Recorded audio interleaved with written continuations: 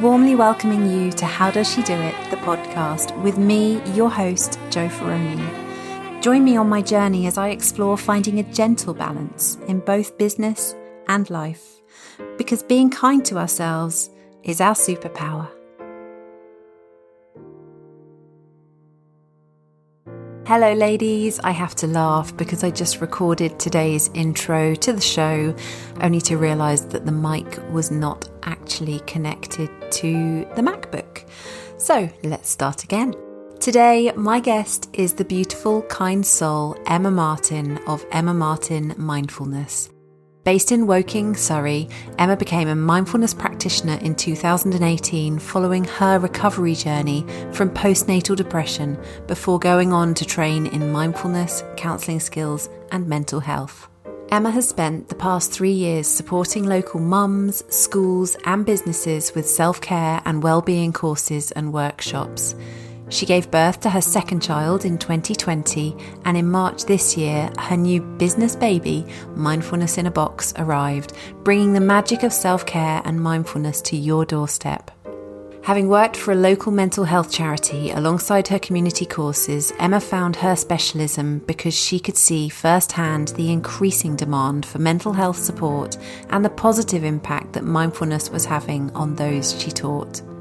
She now also offers online and face-to-face wellbeing support for mums, as well as bespoke courses and workshops for school staff and small businesses, and has even announced an upcoming retreat for this coming November.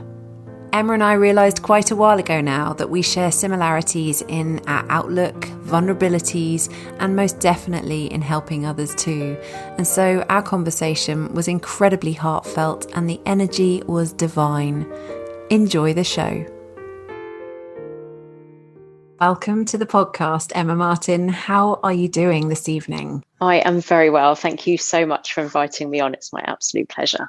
Oh, it's wonderful to have you. Now, this is a bit of a different one for me, actually, because I've previously recorded all of my conversations in the daytime, but today we're doing it in the evening. And not only is it in the evening, but autumn has definitely arrived, hasn't it? It's pitch black out there. The rain is hammering on the office roof here, and I'm hoping it's not going to be disturbing everybody. But I feel kind of snuggly. Do you? It's quite kind of warm and cozy.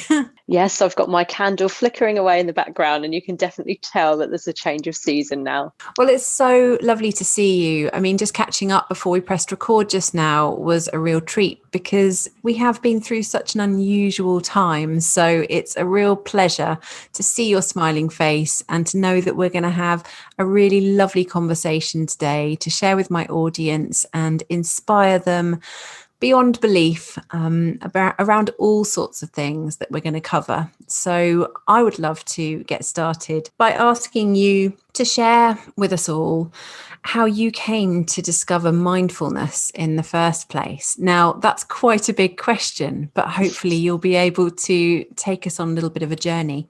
Yeah, of course. So I discovered mindfulness about 5 years ago now, and it was a bit of a dark time in my life. You know, I was struggling with postnatal depression at the time. I'd had my son and just really struggled. I wasn't diagnosed until he was 12 months old. And I'm very grateful to the health visitor who noticed that there was something not quite right there. Was rushed for an emergency appointment with the GP and was handed a prescription for some antidepressants and a big long list of therapies I could put my name on the waiting list for. And I was very lucky at the time. I was working for a corporate company. So I looked on the health insurance and found a wonderful therapist who started speaking to me about my thoughts and my well-being. And it was a really healing process. And she touched on a couple of mindfulness techniques. And it struck me beyond belief how effective they were. I mean, instantly in that therapy room, I felt like that dark cloud was shifting for the first time in a long time. She would give me little assignments to do, you know, between the sessions, and a few of them were mindfulness based, and I really noticed the difference. So I came away from therapy feeling quite renewed and excited for the next chapter in my life. And for the first time in a long time, I actually felt like I was enjoying motherhood. And I stepped back, I took a career break. It kind of led me on that path to assess what I needed to do to get myself well. I continued with my exercise and my other self-care habits, and mindfulness became a bigger and bigger part of my life. And the great thing is with mindfulness, and I'll talk to you a little bit about the concept later on, but it can be implemented into your daily routine without you even realizing.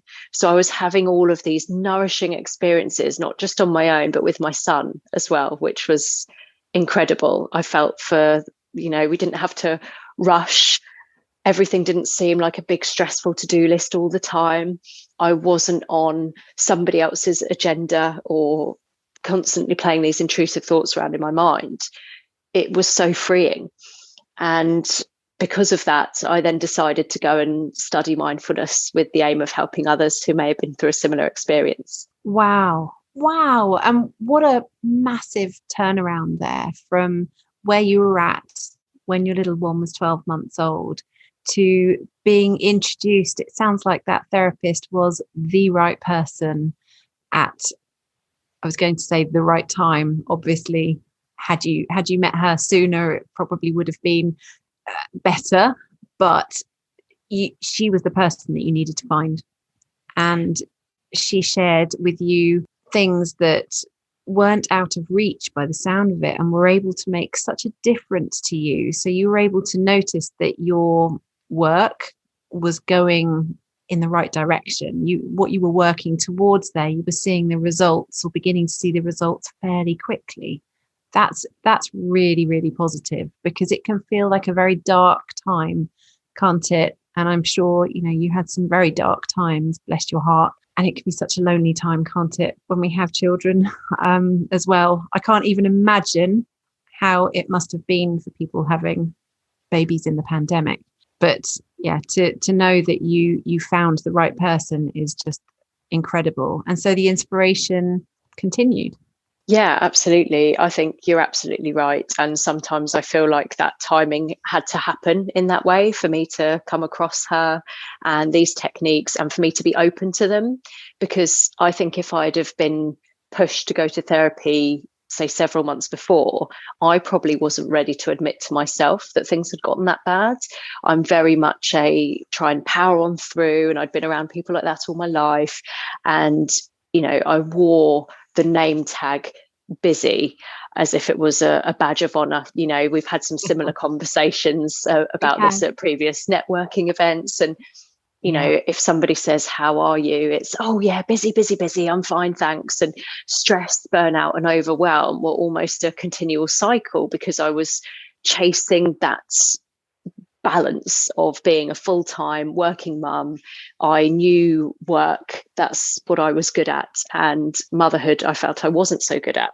So when I discovered mindfulness and was able to have these shared experiences with my son, it was such a bonding and healing experience. And like you say, I was able to implement them quite quickly and see almost an instant improvement.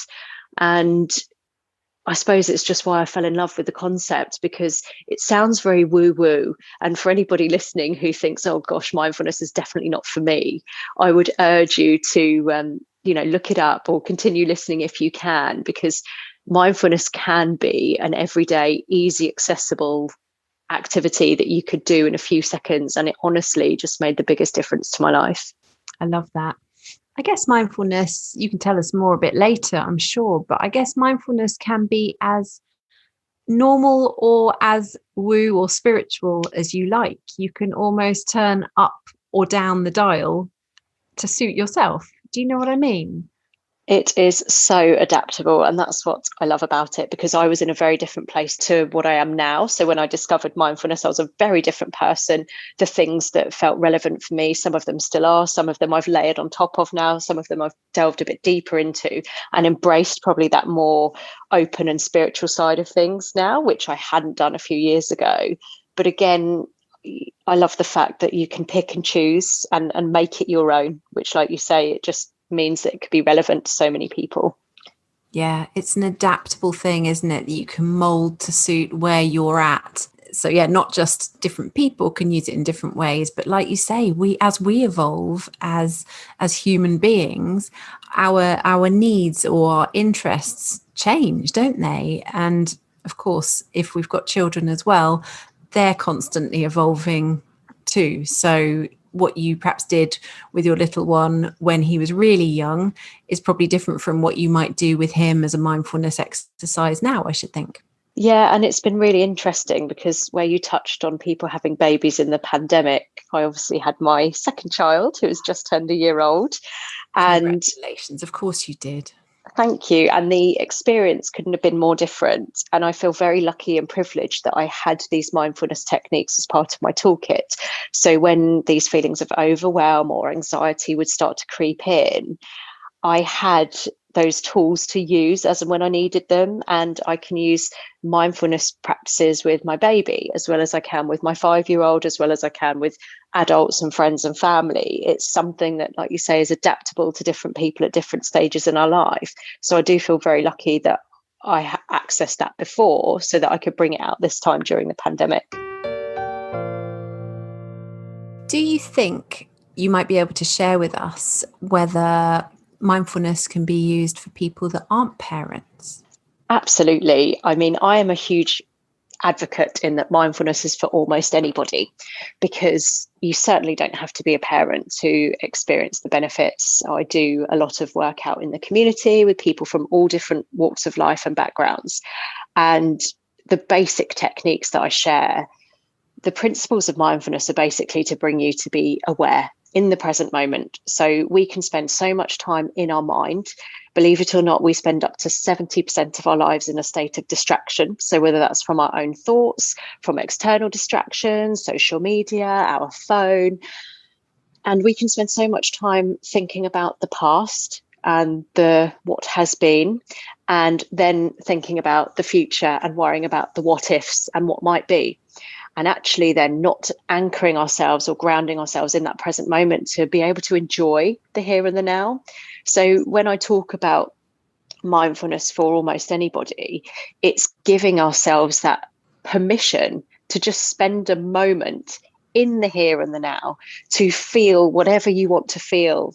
The brilliant thing about mindfulness is it's all about being non-judgmental of yourself as well. So when you're in that present moment, you don't have to feel all flowery and sunshiny if that's not authentic for you right there. But it's giving yourself permission to understand your emotions, just to have that acceptance to say, this is how I'm feeling right now. And, I'm okay with that, or I'm not okay with that. And what could I do to make me feel that little bit better? And just having that awareness of ourselves and our surroundings, it really is amazing. It's magical, isn't it? I feel that even during the pandemic, people might have felt, well, many things, obviously, but for one, people might have felt lonely and a bit isolated. Though I do wonder how many people actually got really quiet during that time and really present, because of course there was so much going on around us. I always talk about external noise, as in social media, the news, any kind of media, really. We can be so distracted without being aware. And I'm not surprised that you mentioned 70%. It sounds like a huge number, but it doesn't surprise me with everything that's going on around people these days in these modern times that we live in. So I urge everyone to just try sampling some forms of mindfulness, because it will just do so much good to heart and head. And slow things down a little bit, because I feel that we all are trying to do lots of things these days as well. And that, combined with all the noise around us, it's not really a recipe for a calm and thoughtful and centered life. We live in such a fast-paced society, and, culture dictates an awful lot of this having to be busy and achieving everything and rushing around and being able to do it all and not giving yourself a break or feeling guilty if you take a break. And I feel that what mindfulness does, it again gives us that permission to take that break, which I know you're a huge advocate for, Jo, and also to know that just taking that little pause can reset our emotions, can reset our thought pattern for that moment in time for the day ahead. And when we start doing this more frequently, we adopt a more grateful approach. So you become, you have this outlook of gratitude for even the smallest things because you're aware of them. And the example I use is you could make yourself the most delicious lunch. And out of habit, how many of us go and sit and eat it and then pick up our phone and scroll through social media at the same time? And before you know it, that beautiful sandwich or salad or whatever it is you've made has disappeared. You've not enjoyed it. You were looking forward to it perhaps all morning. It was a special treat. You were going to have that experience.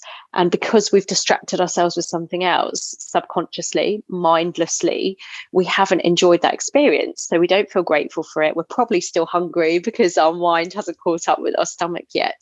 So it's a simple technique that we could even just try and eat more mindfully and just take a mouthful or a sip of our drink and actually experience it and enjoy it. That's what a big part of mindfulness is about, is helping us to find more enjoyment and more joy in our lives. Yeah, we need to stop taking things for granted, I wonder, because I remember doing a mindfulness challenge once where it was all about thinking about being grateful for who produced our food. And of course, it wasn't just who produced our food, but it was how it got transported to us and then how it was just there for us on the supermarket shelves.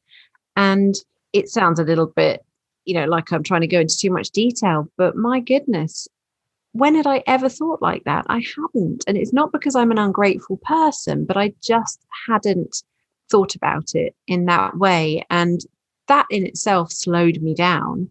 But then like you say, you add in the gratitude and just the enormity of it all, really, rather than not even noticing that you've just wolfed down that lovely sandwich or salad that you've made. I think that's a really great example. It can be such a reflex action for people to just combine grabbing some food with scrolling. They probably don't even think about it. I'm the same. I sometimes just grab my phone, but I'm not grabbing it consciously. I'm just grabbing it just to see if anything's happening. It is a habit. It's not a very mindful habit.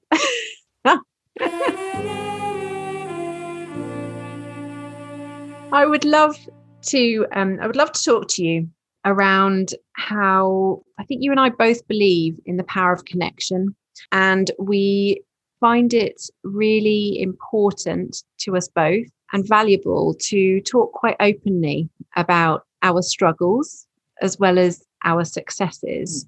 And I know that you're very passionate about being open and honest with your followers, and I love that you will share the Insta perfect photo, and then you'll also share the more real life version, and you'll talk around it. You'll really start up a conversation around it, and that really helps people relate to you, and they obviously resonate with what you write. How does that work for you? How does that work in your community and with your followers, would you say? I spent such a long time hiding away from how I was truly feeling that when I first spoke out and set up my social media account, I was determined that if I could just reach one person who might have gone through a similar experience to myself, to help them reach out and access support, then my mission was complete. And it became almost like an additional therapy for me, writing down my thoughts, my feelings, at points being vulnerable and open, and at times almost wondering, had I been oversharing too much as well? There is that kind of constant, I suppose, sense check in the back of my mind to say, oh, have I just shared too much here? But I am a very honest person like you. I wear my heart on my sleeve, and I probably felt worse when I was struggling with my postnatal depression and thinking that everybody around me had it together, because all I would see were those Insta perfect images that you mentioned. And these people who had their lives together and their careers were rocketing and they had perfect skin and their babies slept all night. And I just felt like an absolute failure. So I make it my mission to share the ups and downs of my journey. Sure, I have some absolutely lovely photos on my grid, but I'm also sharing my acne and my sleep deprivation and the days of stress or overwhelm, because just because I have discovered mindfulness and trained in mindfulness and mental health doesn't mean that instantly magics all of your difficult emotions away. It just means that I'm more aware of them and can recognize them. So I will share if I have had a tough day and perhaps what has helped me through.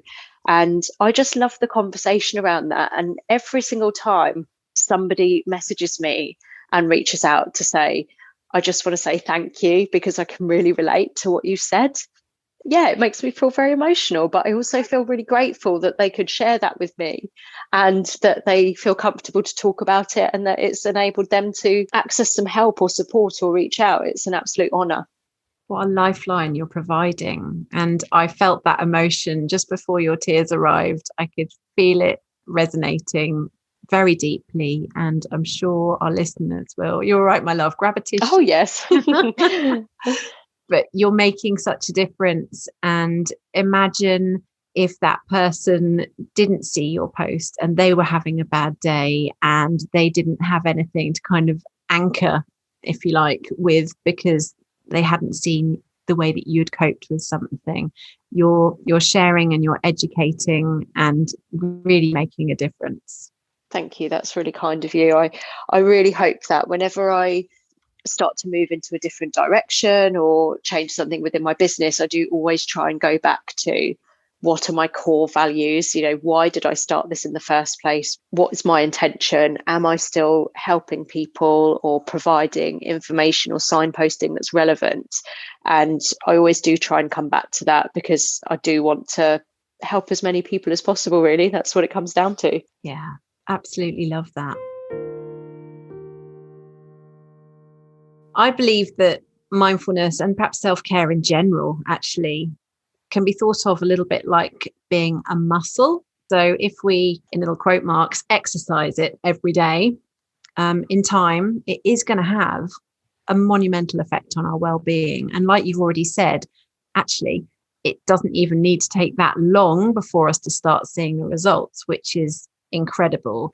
And I feel that that also relates to our outlook and other areas of our lives as well. And then there's a ripple effect out to the people that we're surrounded by, whether it's our friends or our family or children or work colleagues. And I really think it's so positive. And you know that I'm a big believer in using mindfulness in all areas of life as well, although I'm not trained like you are. But there might be listeners out there who hear the words mindful or meditation or self-care and don't actually know what that or what they look like and how it could even work for them in their lives. So I wondered whether you might be able to perhaps share with us 3 gentle or easily achievable ideas or tips, if you like, that people who feel perhaps they are a bit frazzled, they might suffer from a bit of anxiety, life just might be a little bit overwhelming right now, particularly off the back of the last 18 months. Would you be able to share three tips that they might be able to just kind of dip their toe in the water with, if you like, and just try to see if one of them might stick and work for them? Yeah, of course. I mean, I absolutely love that analogy about the mind being a muscle and training it. It's just like if you were to go to the gym, if you were to do one bicep curl, you probably wouldn't notice a difference, but actually a couple each day could then make a real difference to that muscle memory. And actually in our mind, we have that muscle memory or that thought memory, those positive patterns that we can create. So I would definitely say for anybody that feels a little bit scared by the concept of mindfulness, that I can give some really easy options that are quite accessible. I would say if anybody is particularly struggling, just to highlight that they should ideally try and reach out to their GP or a mental health professional as well if things are really getting on top of them, and that mindfulness can be used as a complementary therapy. And an easy way to start with mindfulness, and this is going to sound so basic, but it really works, are deep breaths. Because how often do we rush through our day and we don't even remember the last time we took a breath, because our body does it for us automatically. It's something that we take for granted unless we become very poorly and realize how important that breath really is. It's something that we do day in, day out without even thinking. And when somebody says to you, breathe in, we naturally think of standing in front of a camera and going and sucking in our tummies, because we've lost that natural breathing ability that we had when we were children, of that diaphragmatic breathing. And what I mean by diaphragmatic breathing, the way that I teach this to children, it's called a balloon breath. So you would breathe in through your nose, and your stomach, being the balloon, would expand. And then as you breathe out, either through the mouth or nose, taking a really nice long exhale, you would feel your stomach muscles contract. And what that is going to do is bring the heart rate down. So I usually teach this as part of a grounding technique, step 1 in the grounding technique, but actually just taking, even if you only have 10 seconds between work meetings, when you're driving in the car, when the kids are having a tantrum, when you're feeling a little bit frazzled on your own, you're doing the food shopping, whatever the scenario, this is so adaptable, because you can do it with your eyes open, you can do it when you're walking around, or you can sit somewhere comfortable and cozy with your eyes closed and your hands on your chest. You can adapt it. But honestly, even 10 seconds of deep breathing can be really transformational. Oh, I love that. I think it's really important that you mentioned, for people that perhaps are super tight for time in between meetings and what have you, that is still an option. You don't need to assume that you can't do self-care because you haven't got time. You're not giving them a get out here, are you? This is, like you say, 10 seconds. And as you were saying it, I was quietly trying to breathe and do what you were saying, but I didn't want to sort of, make crazy noises into the mic. But I certainly know that even 3 breaths in and out for me can change how I feel, particularly if I'm feeling anxious. And 10 seconds or more is really, really going to make a difference. It's brilliant. Absolutely. And it's something that, can help manage pain, can help manage anxiety as well. When we're anxious or stressed, our heart rate quickens, we can feel tightness in the chest. We're often breathing quite shallow. So again, this just helps us to regulate those responses within the body to help us feel a bit calmer. And layering on top of the deep breaths, probably one of the other easy options is something I call mindful observation. Brownie points if you can do this by a window or outside, because nature really does make the difference.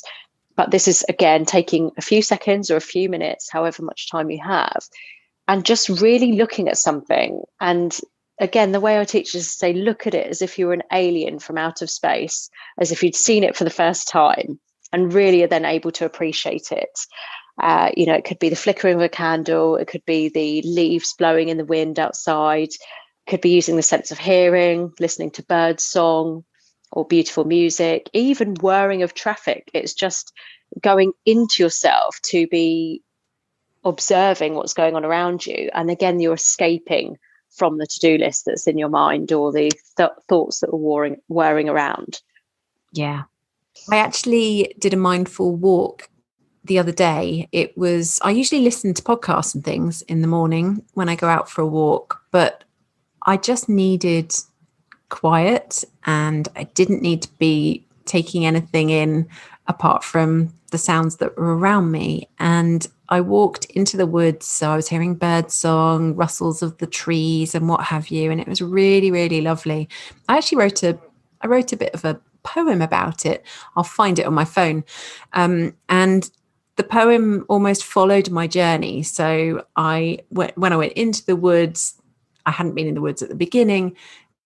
I really noticed a lot. So the nature element was like going off the scale for me, and it was just very calming. And like you said about the layer of adding this on top of the breath work, I was deep breathing, just kind of taking it all in. And then when I went back out of the woods again to head back home, although I wasn't on a busy road, it was just going through a quiet road, a couple of cars went past at no more than 20 miles an hour, and I wasn't looking at them. It was all about sound for me, this walk.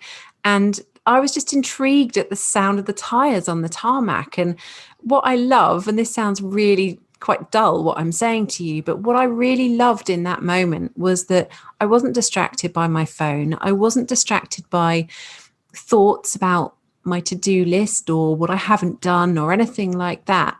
I was able to just observe, and I just found that I'm getting all tingly thinking about it. This does sound crazy to say it out loud, but it was really, really powerful, and I was so calm for the rest of the day.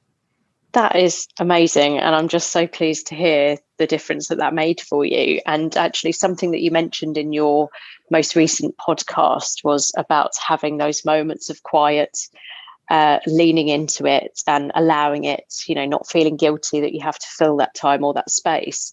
And those moments of quiet just do make that difference. And that mindful observation, it's again touching on the being non-judgmental.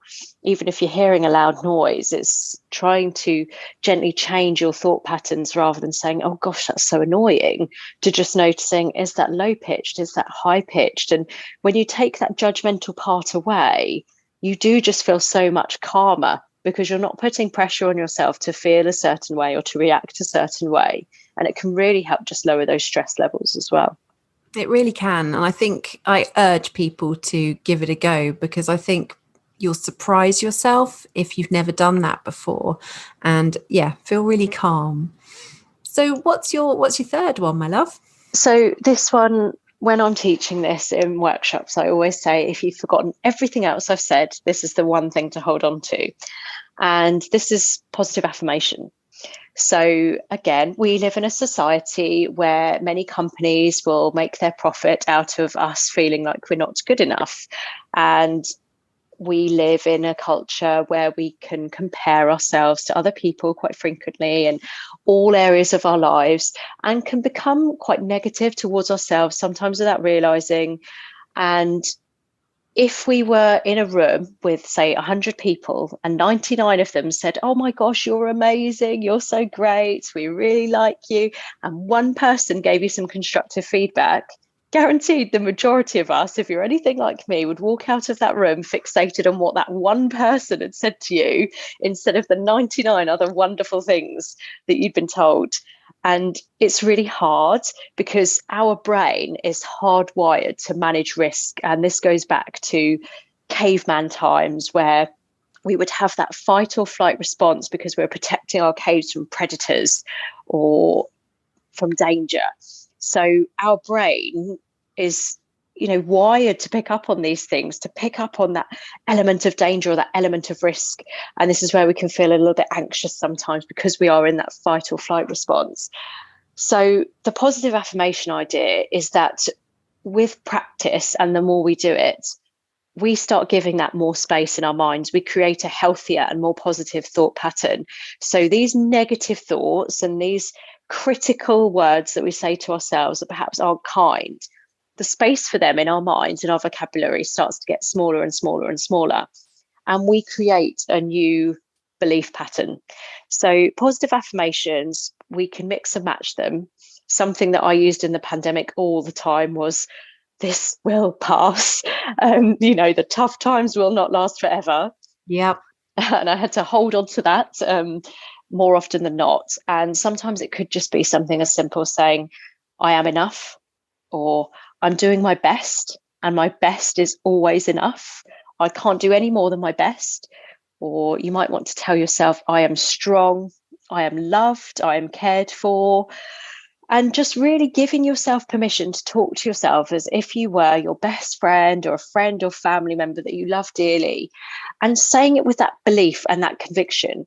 Because honestly, positive affirmations can really change your outlook and perspective and boost your self-esteem and your confidence. And in my little mindfulness boxes and all of the workshops I do, my one signature thing is I give everybody a positive affirmation card that they can take away and put it somewhere that they can see. So I've got a few pinned up on my fridge, and some people like to put them on their bathroom mirror or their dressing table. And by creating that new positive habit and telling yourself those words, you start to believe it. It becomes your new truth. So if you start every morning saying, I am strong, that little part of your brain, that inner critic that wants to tell you, you're not strong, you're weak, or you can't do this, you're able to silence it a lot more and believe the more positive statements that are coming out of your mind. Getting the positive in before the negative has a chance. And I think it is really important what you said, you'll begin to believe it, because we can say positive affirmations and they might be really hard to begin with. People might feel quite disbelieving of them. Well, this is crazy. Of course, I don't love myself. I mean, look at this or look at that. But the more we say it, the more we're back to that muscle again, aren't we? The brain is a muscle. We are exercising it. And we just got to trust that it is going to do the right thing and really, really help us. I loved your pandemic ones that you talked about. And I'm with you there. There were times when it all felt really, really difficult. And we had to stay positive in our minds. Which is hard. It's certainly not easy to do. And I suppose another really strong example of that for anybody that's ever studied the concept of hypnobirthing, and something I tried this time around for my second child. I listened to positive affirmations every night that were recorded as part of the course. I cannot tell you the difference in confidence it gave me that I could do this. And before, I'd gone into it, obviously quite traumatized from a previous birth experience, thinking, gosh, I would never want to do that again, to completely changing my perspective and my mindset, mainly because of these affirmations that I was telling myself and listening to every night. That became my new set of beliefs. It was, incredible.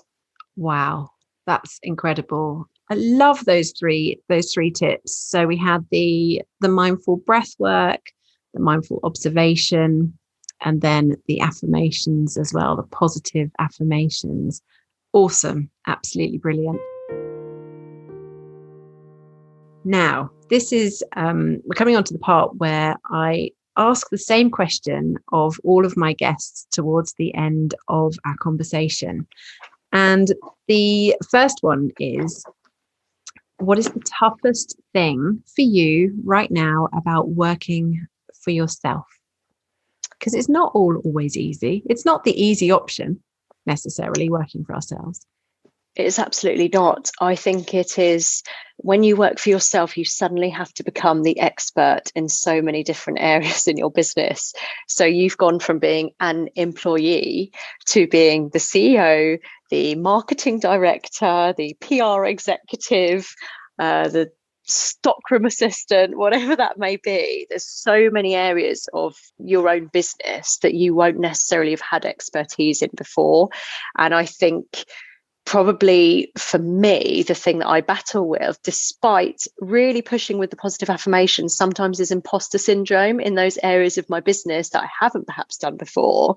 And I often have to tell myself, when I'm walking into a workshop or a course, I remind myself, I am the expert in this, because, the training that I have and what I deliver, it is what I do. I do know it best. And I have to remind myself, because at times when I'm looking at the legal jargon from my website or the technical stuff, which is not my strong point, it can knock my confidence sometimes, which I'm sure you can relate to in other ways, Jo. Yeah. So 100%. And that little voice can sometimes be louder than the positive I am enough, can't it? And we've got to trust and keep saying it. So and obviously you go into these workshops. I've seen you run your workshops. You're incredible. And I know that the lucky people that get to join you on your workshops come away with so much knowledge, so much expertise, and, well, the testimonials say it all. And I guess a bit like you saying, you hear 99 positive comments and then one negative.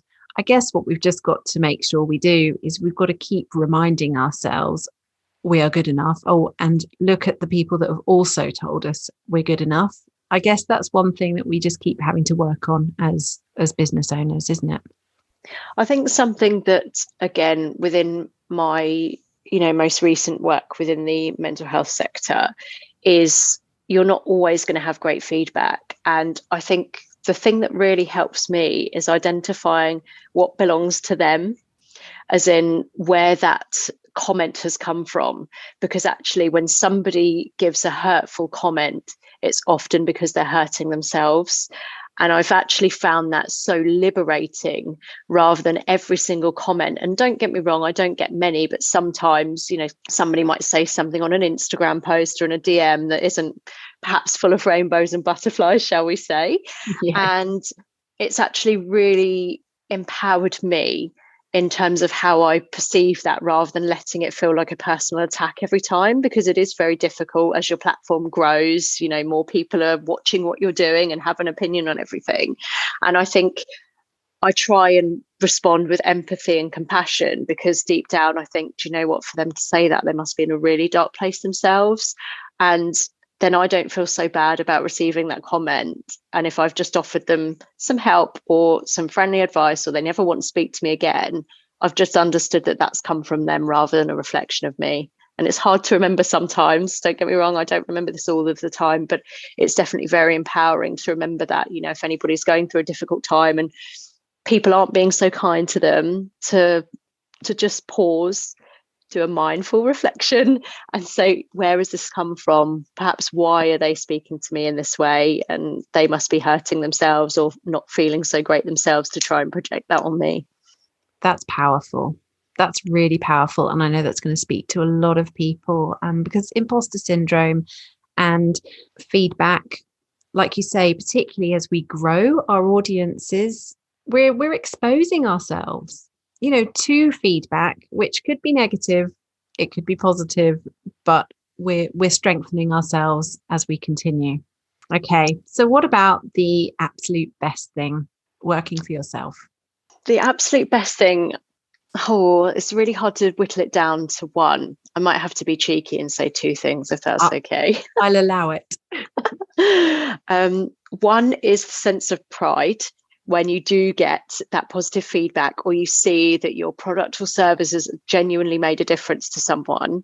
I don't think anything really can compare to that warm, fuzzy glow you get to know that, wow, that's come from me. That's an incredible achievement. And to really reflect on that moment of feeling proud and purposeful is incredible. It is amazing. And again, it takes time in building up the confidence to actually give yourself the credit for those things as well. It's taken me a very long time to reflect on things in that way. And I would probably say the second thing, being a mum, is that working for myself, I can factor in more time with my boys.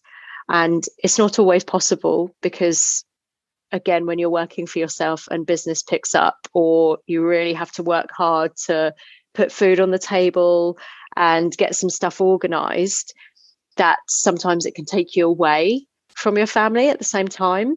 So I suppose it's a double-edged sword, but I would like to say that if I manage my time well, that being able to spend my time with the boys, who are obviously the most important thing to me, it is a real plus. Yeah. Interesting. You mentioned double-edged sword. That comes up quite a lot when I ask people these questions. And I guess that, there are ups and downs, there are positive and negatives of all different situations. But at the end of the day, you're there for your boys more often than you're not.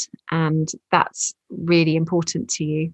Yeah, I think, and again, it's absolutely no judgment on anybody's working circumstances. I've been the full-time working mum, as well as on maternity leave, being the stay-at-home mum. So I completely appreciate everybody's different circumstances. And for me, I just had to implement something that felt right for me at this time, as I'm sure everybody else does. So the final question I wanted to ask before we end our conversation today is around the name of my business, which, as you know, is How Does She Do It? Because I don't believe that she does do it all. I wonder, is there one thing that you absolutely do every day to ensure that you do it? Or perhaps you've decided you're not going to do to ensure that you remain healthy and happy and on track in your life and business? Oh, that is a really good question. I would say for me, it was dropping the facade of being super mum, inverted commas, or superwoman, and realizing that I didn't have to do it all, that there is almost no such thing as the word super mum, because we all have our own different circumstances. We all drop the ball from time to time. And just allowing myself, again, it's that giving permission to not always be on top of the dishes, or not having run the hoover around that day, or not making homemade gourmet meals 3 times a day, whatever that is. It was so liberating when I finally gave in and said, do you know what? I've been in such a dark place. The most important thing now is our health and happiness. That if I don't have time to do some housework today, the world isn't going to end.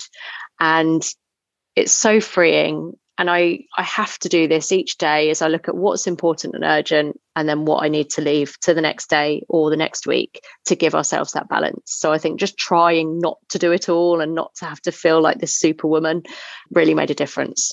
More empowerment from you. I love that. Dropping the facade and just being. That's just wonderful. And just a little note, it's not just about whether you're going to do it the next day. Some of these things you just knock off the list in the end, because you realize what is important and what actually can completely give, don't you? And yeah, it's a juggle, it's a balance, but well done you. I love that.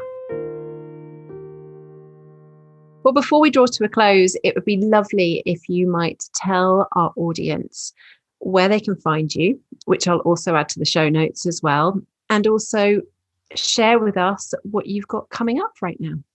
Sure. So you can find me on Instagram and Facebook at Emma Martin Mindfulness and emmamartinmindfulness.com.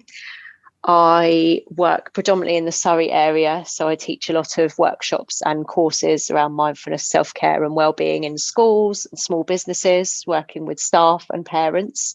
And I also curated the Mindfulness in a Box gifts that you mentioned earlier.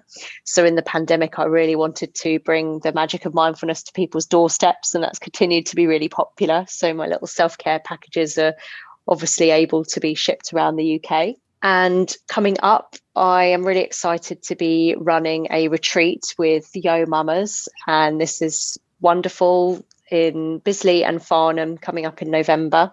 A chance for some relaxation and restoration. Amazing. And I'm really looking forward to working within some new schools and some different businesses in early 2022 as well, which is very exciting.